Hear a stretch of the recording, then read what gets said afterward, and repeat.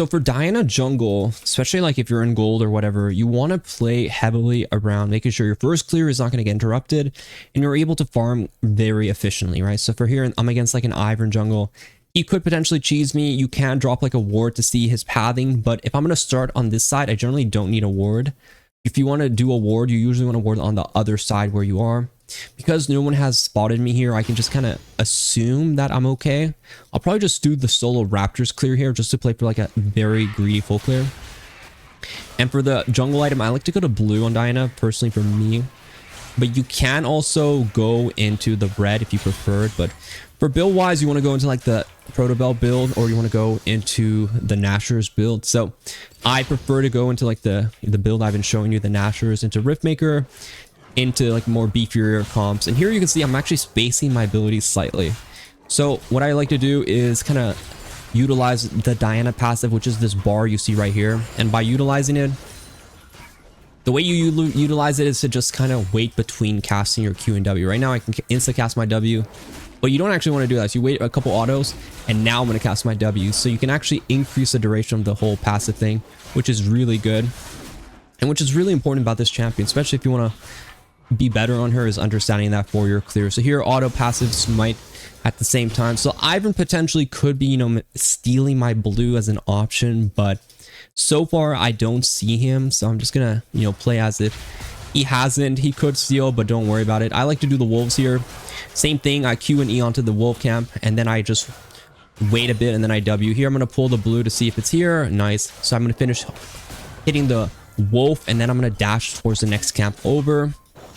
Here you want to just kind of wait in the brush if you want to be safe in case you're about to get cheese on this. I W here and then I like to smite to finish this one off. So bot lane is really spicy, right? So how do we want to impact bot lane, right? We want to impact it when it's good for us. So here I see Ivern is mid 16 CS. He hasn't really cleared all that much. He's probably going to go to his other side to finish his clear.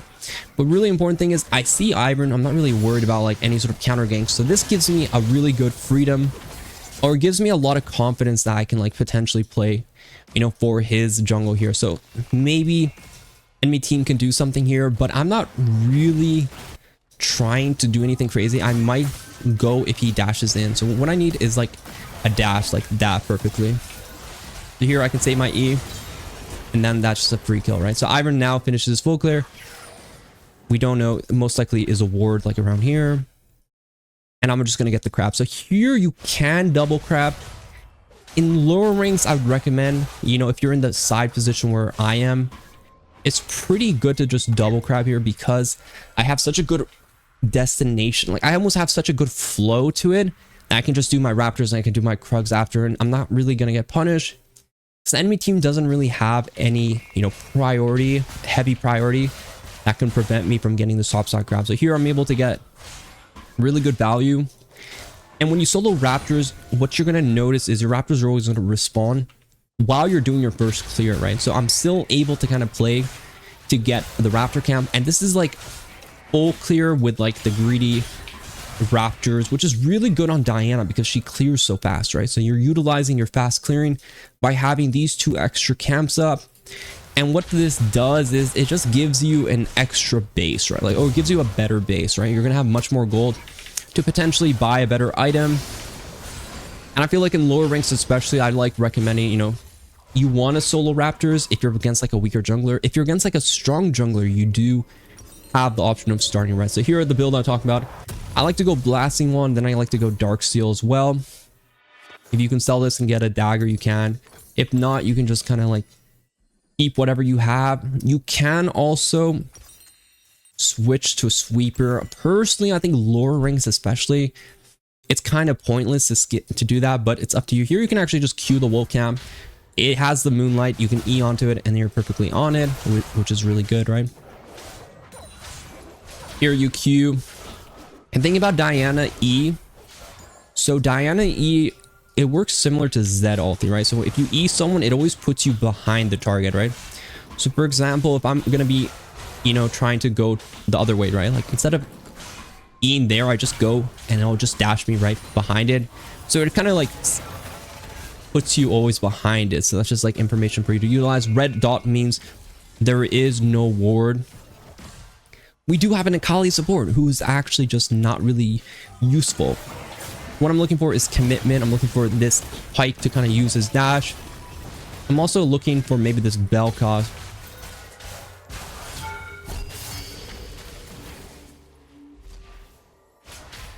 And there it is. I did have flash up.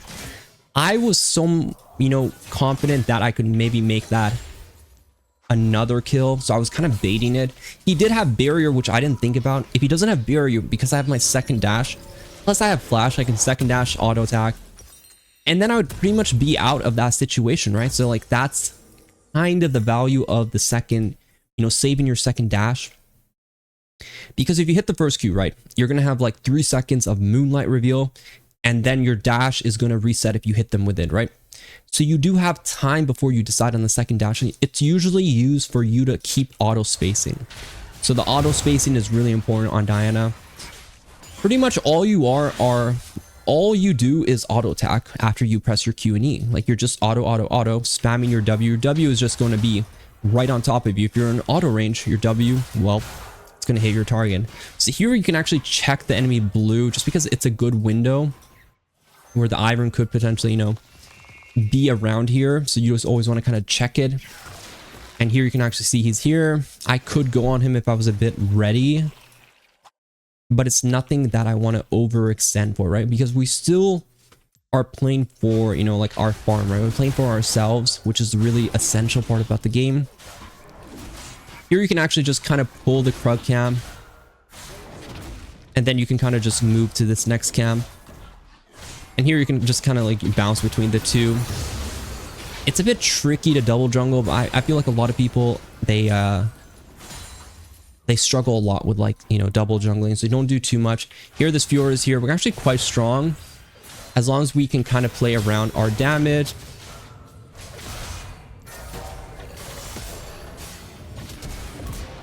And we should be good to go. So here we have Lissandra coming in. I don't know if I want to do anything just because, it's a bit dicey after that. And the Fiora were able to get the kill. The Void Grubs should be able to pull it if you want to pull it. It's good to hit it with a spell because, well, you can see my regen's actually ticking. So you can kind of get more of your jungle item regen just from, pulling it like that. That's exactly what we're doing now. You want to stack it up. And why do we stack up the grubs? Because our passive is able to hit multiple targets. And you can see how fast we're able to do it. I mean, this is the value of Diana jungle, right? Like, especially in lower ranks like gold. If you want to win on this champion, look how fast on just one item buy that I can just clear these grubs out, right? Like, it's just very much insane value. So you do miss out if you're not doing what I'm doing here, which is just obsess over jungle camps, right? The jungle camps are, well, they are the best thing ever that you can possibly have. And when you clear so fast, you just have to utilize that extra speed. It's sort of the thing that's going to give you, that advantage over your opponent is the extra, jungle clear speed.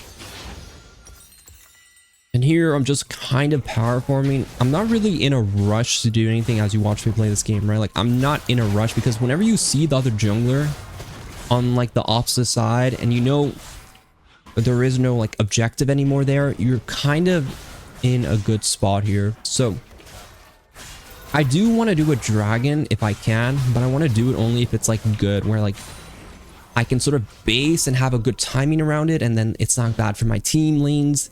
I could maybe just solo it here, but because I have so much gold, there's no need to sort of take much of a risk. I'll rather just play it a bit, safer, right? Like I'll just be a bit safer with it. I'll just go clear my top side. There isn't as much urgency for me to do the dragon, though I will get it, but I'll get it in good, due time, right? So here I'll probably just start with the Raptor cam. I'm just trying to play for all my jungle farm as much as possible. Doing the Krugs here might actually just be quite a while of, like, this may be me being a bit too greedy with jungle camps just because now, I am pretty far away from dragon, but personally, I think as long as like you're not like the enemy jungler was not missing, right? Like he's showing like he's topside, right? So I'm not like worried all that much about it. Fiora is going for like these roam plays. I can probably play off this.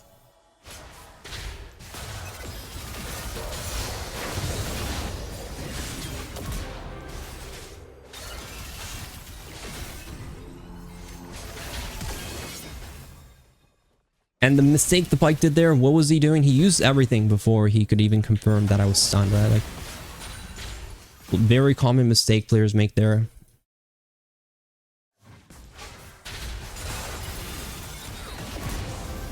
There could be a Pyke roaming around, so I do have to respect that. So you can see in that situation, I'm playing against a Mel. I'm baiting her W out, right? I know her W's up. I'm not using my second juice, which is my second dash yet. I'm just utilizing what I have in my arsenal in that situation. So here, what do we want to do? We want to go into the Riftmaker. What do we want to build? We want to build Riftmaker. We do this exact build path, which is going to be, you know, the components in Liandry's, but we're going to go into Riftmaker because Liandry's is a pretty bad item. Not until later on if you want more damage. For me, I just focus on the 2-item spike when you're playing champions. It's really important to really focus on those 2 items, which is the Nashers and then the Riftmaker. But at this point, you're pretty much God. Like, you see how strong I am. I can just force objectives. Whether I don't know where the enemy jungler is, whether I don't know like priority in lanes, it doesn't necessarily matter that much because of how fast I can clear it. And also just how strong I am. So here, I do want to kind of bait this guy. So I'm going to wait a bit. And then I'm going to use that.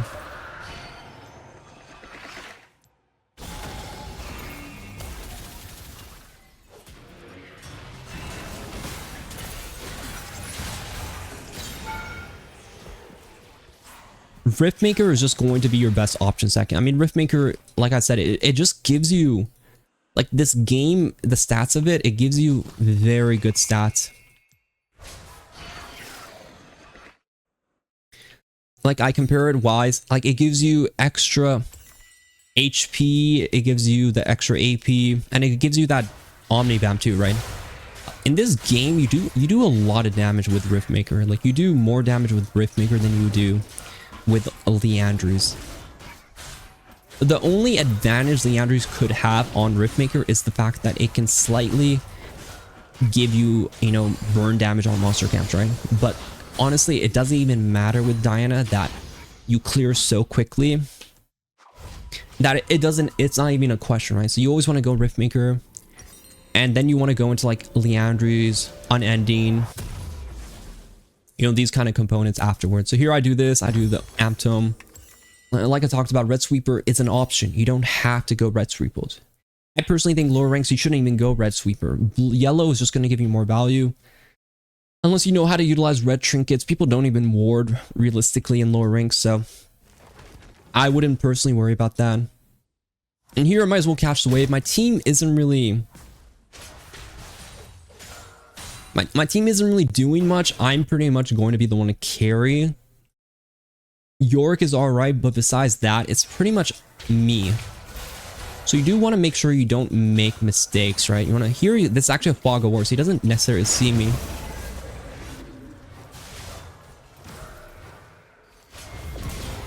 I was hoping to dash on Vel'Koz to get another kill, but it's okay. So here we just farm up, full clear, full clear, full clear. Very good, very good. And the most important thing when you're playing Diana is when to use your dash without your Moonlight passive, right? So if you ever use your dash without a Moonlight passive, the cooldown, especially early game, is really long. Like it's like 24 seconds.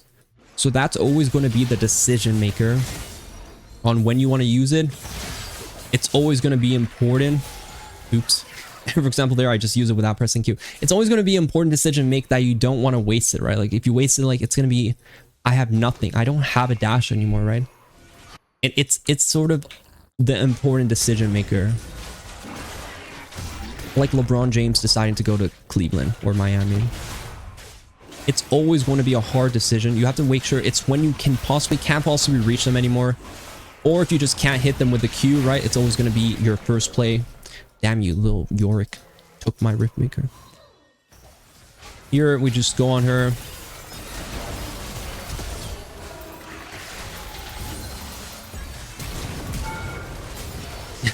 Maybe I didn't have to flash on her. I did want to kill her, though. It was maybe a bit personal, but I didn't have to go so deep. I should have R flashed on Ivern. I needed to get on Ivern sooner.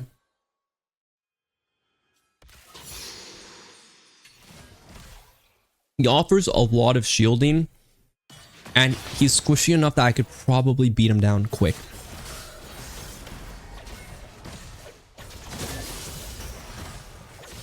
And when you're playing in lower ranks, your team is never your team. They're not reliable. Like, you're not going to be able to rely on them, right? Like, you have to only sort of rely on yourself. That is like the essential goal. Rely on yourself.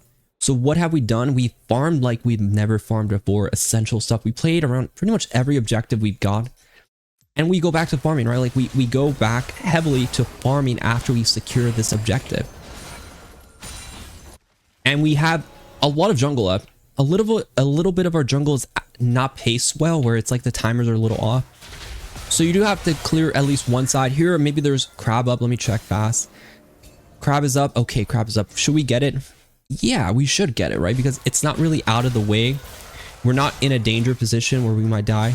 And here, this Mel overextending. Should we kill her? Yeah, we should kill her.